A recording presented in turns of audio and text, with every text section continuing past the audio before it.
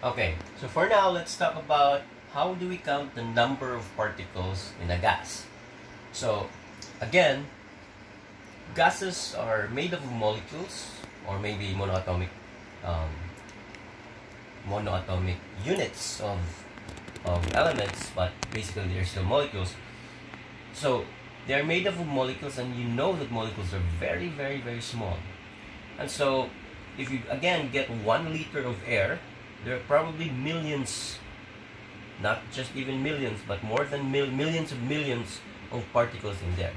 So that's problematic because when we count the number of particles, that basically means it's very, very hard to do, right? So what do we do when we count very small particles?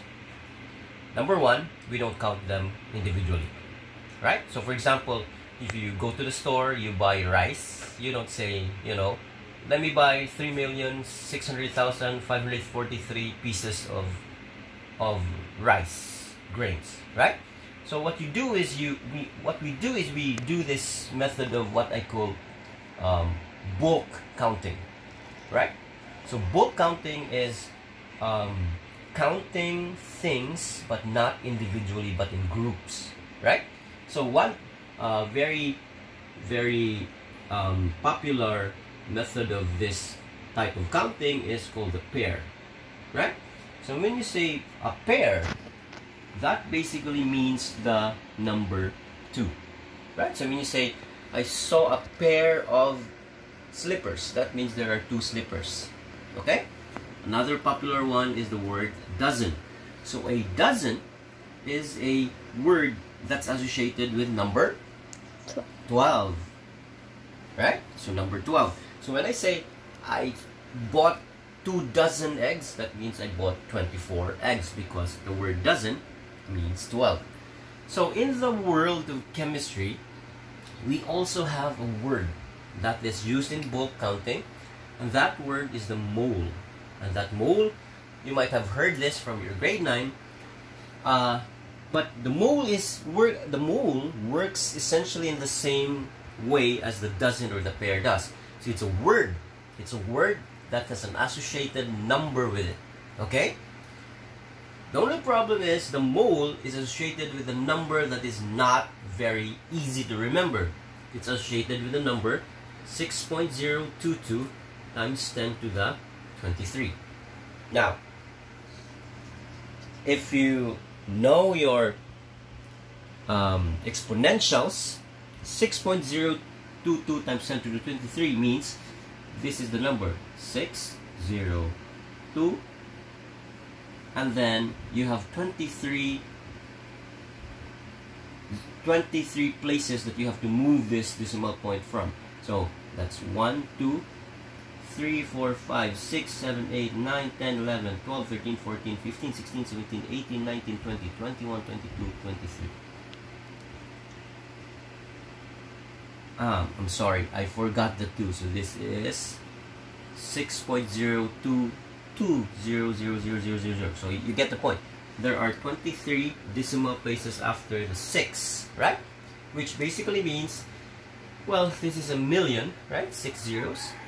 This is a billion, a trillion, quadrillion, and then after quadrillion you have quintillion, and then after quintillion you have sextillion, and then septillion. So basically, a mole is equivalent to 602 septillion, 200 sextillion particles, right? But even if the number is complicated, and a lot of times students have a hard time drilling that in their heads, but if you find this difficult, just remember the dozen. 1 dozen means 12, in the same manner as a mole simply means a number. Yes, the number is difficult to remember, but it's still a number. That number is 6.022 times 10 to the 23. Okay? So when you say, I have 1 mole of oxygen molecules, it means you have 602 septillion, 200 sextillion particles of oxygen gas. Okay? Now, for some of you, when I use the analogy about the rice grains, you might have thought of why not just use weights or mass? Because after all, when we buy rice, we buy them by the bulk, but we don't count them in moles. We use kilograms. So let me buy 2 kilograms of something, 2 kilograms of rice. Well, in the world of chemistry, that doesn't really work, because, for example, if you have oxygen gas, you know that oxygen, O2, is much heavier than hydrogen gas, which is H2. So when you say 4 kilograms of hydrogen gas versus 4 kilograms of oxygen gas, it just gives you misconceptions, because if you think of the same number, 4 kilograms of hydrogen gas and 4 kilograms of oxygen gas, that might give you the idea that there are equal number of particles of hydrogen gas and oxygen gas in there. When in fact, because oxygen gas is much heavier, there are actually less oxygen gas particles in 4 kilograms of oxygen gas versus there are particles of hydrogen gas in 4 kilograms of hydrogen gas. Okay? So, yes, in rice, it might work in buying sand or maybe pebbles for construction. We count them by the bulk, by the kilo, because that makes sense. But in the world of chemistry, it just gives us misconception if we use mass. So we'd rather use the word moles, which is really a number, right? A number that's a word that's associated with a number.